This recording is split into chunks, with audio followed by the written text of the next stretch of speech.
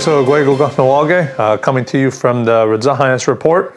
A lot of things have happened since the last time, about almost, we'll say 3 months ago at this point. So we did do a slew of videos a couple weeks ago, the week of while I was in the AFN, or the Assembly of First Nations. That was the week of the July 16th.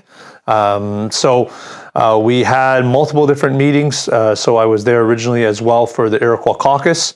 We were also there for the Jay Treaty Border Alliance, so we met with members from the federal government. There's still a lot of work happening on that front, so it's two fronts between the American efforts, to change the legislation or amend legislation over there, and then to create legislation on the northern front, or the Canadian front, we'll say.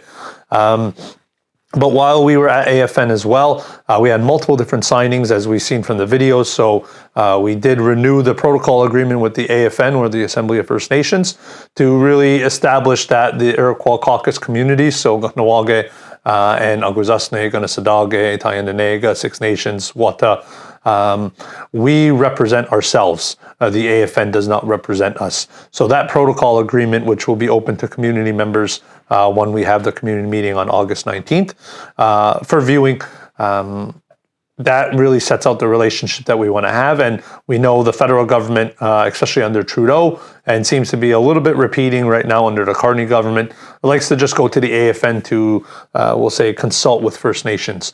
But that's not the AFN's role.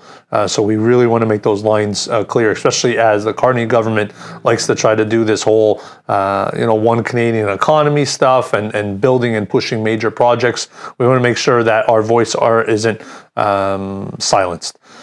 We also had signed our recommitment with the Blackfoot Confederacy out from Alberta, especially with a strong emphasis on economic development and economic opportunities, not only between our respective governing bodies, but for our people as well.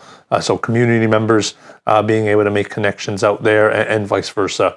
The biggest one is the signing of the Peace and Alliance with the Atikamekw Nation. That was about a year in the making.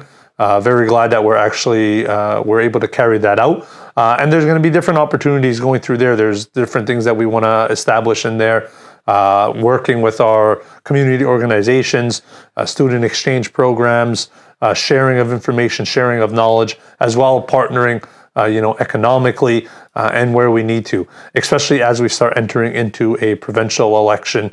We know in October, the Quebec government will be doing their elections. It's a bit of a three-way race right now between the current CAQ government.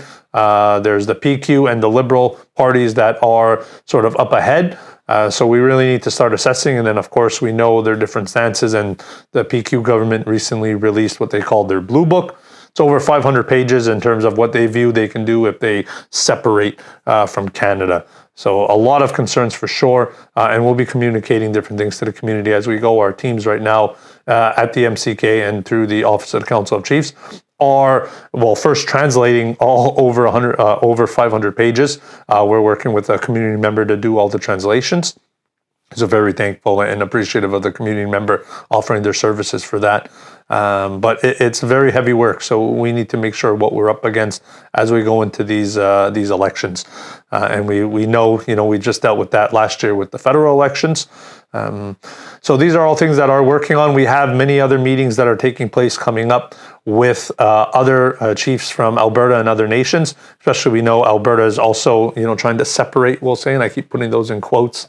I just don't see where they're going with all this. But allying and partnering with First Nations is key priority for the council right now. So with that, I want to wish everybody a great rest of the summer. School is around the corner as we know it, so please enjoy summer and take care. Take some vacation, take some time off. The weather is looking great right now, so enjoy. Nyawagoa, Ona.